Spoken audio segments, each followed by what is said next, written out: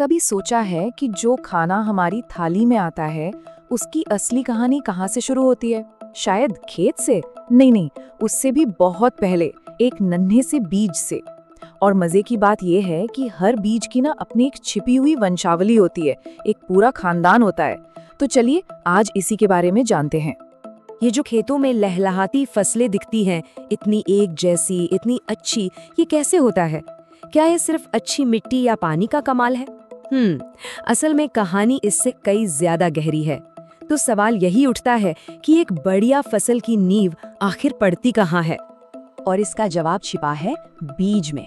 जी हाँ, जैसे हम लोगों की एक वंशावली होती है, एक फैमिली ट्री होता है, ठीक वैसे ही बीजों की भी अपनी एक पेडिग्री होती है। और फसल कितनी अच्छी होगी, कितनी शुद्ध होगी, उसकी पैदावार कैसी होगी, ये सब कुछ इसी वंशावली पर निर्भर करता है। तो इस वंशावली को समझने के लिए ना हमें एक बीज के पूरे सफर को देखना होगा।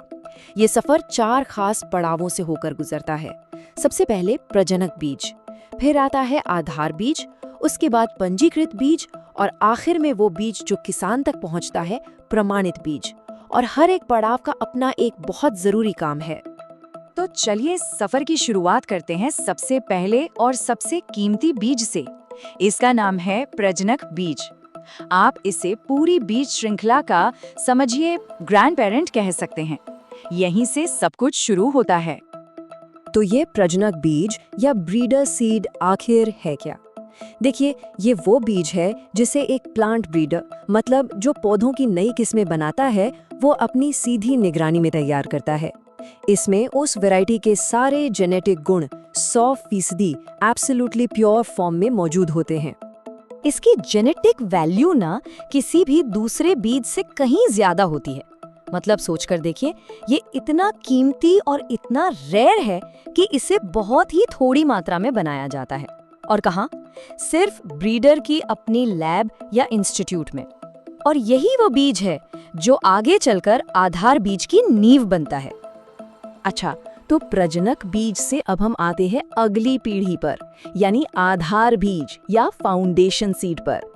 इसके तो नाम से ही पता चल रहा है कि ये कितना जरूरी है। यही वो आधार है जिस पर बाकी सभी बीजों की इमारत खड़ी होती है। ये इतना जरूरी है कि इसे एक और नाम से जाना जाता है, मदर सीड।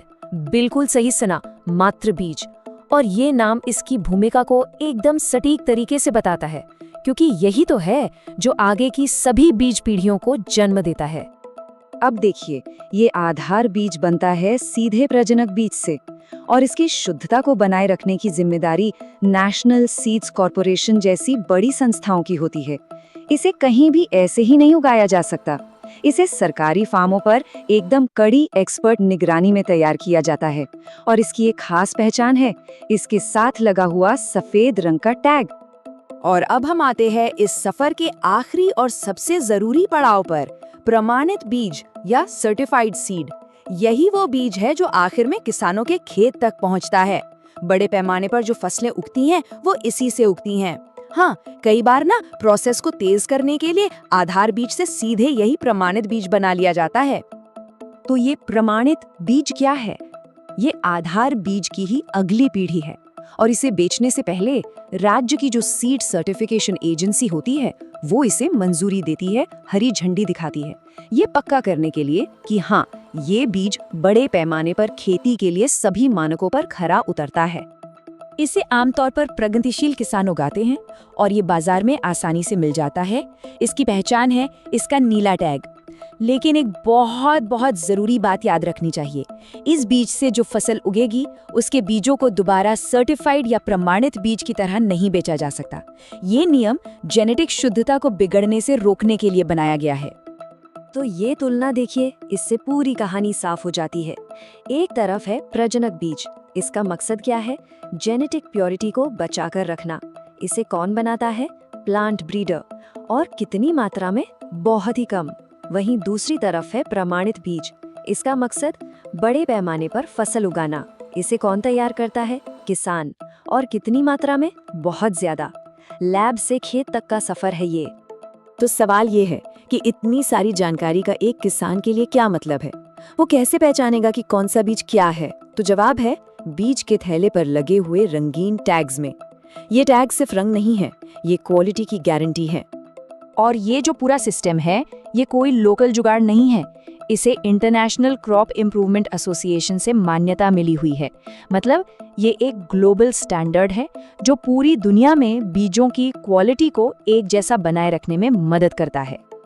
तो इन टैग्स की भाषा को समझना बहुत आसान है। अगर टैग सफेद है तो वो है आधार बीज, अगर टैग बैंगनी या पर्पल है तो वो पंजीकृत बीज है, जो कि एक बीज का स्टेप होता है, और अगर टैग नीला है तो वो है प्रमाणित बीज, जो सीधे खेत में जाएगा। ये सिंपल सा कलर कोड एक किसान को 1 सेकंड में बीज की क्वालिटी बता देता है। तो आखिर में ये जो पूरा सिस्टम है, ये एक बहुत ही सीधे लेकिन बेहद जरूरी काम को पूरा करता है। ये उन फसलों की जेनेटिक प्योरिटी और पहचान को पक्का करता है जिनसे पूरी दुनिया का पेट भरता है। तो ये सिस्टम आज हमारी फूड सिक्योरिटी की बुनियाद है।